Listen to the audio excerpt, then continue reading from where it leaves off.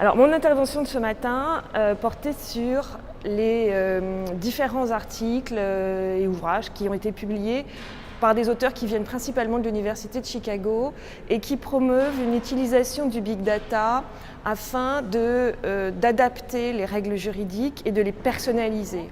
Par exemple, pour les consommateurs qui achètent en ligne, eh bien, il n'y aurait plus des obligations d'information générales qui s'adressent à n'importe quel fournisseur de services sur Internet, mais il y aurait des informations spécifiques qui seraient à fournir à l'internaute, mais en fonction de ses caractéristiques personnelles et notamment de son passé en ligne, de son âge aussi, de son genre. Et donc on n'aurait plus des textes généraux sur les obligations d'information, mais simplement des obligations spécifiées à l'aide d'algorithmes particuliers.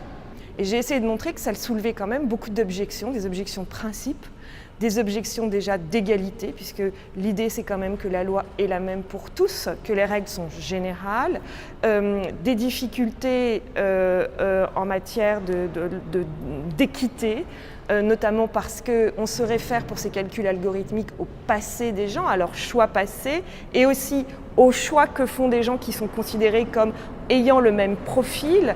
Et j'ai parlé de la tyrannie du profilage.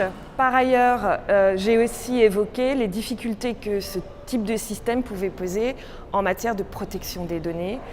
Comment est-ce qu'on aura toutes ces datas? Est-ce que ça veut dire que les États vont aller se fournir en data chez Facebook ou chez Google pour savoir ce que sont les préférences des gens? Et puis, enfin, un très très grand problème de sécurité juridique, puisque si on personnalise toutes les règles, eh bien comment je sais laquelle s'applique à moi s'il n'y a plus de règles uniques générales pour tout le monde? Et donc ça a été l'occasion d'un débat assez riche.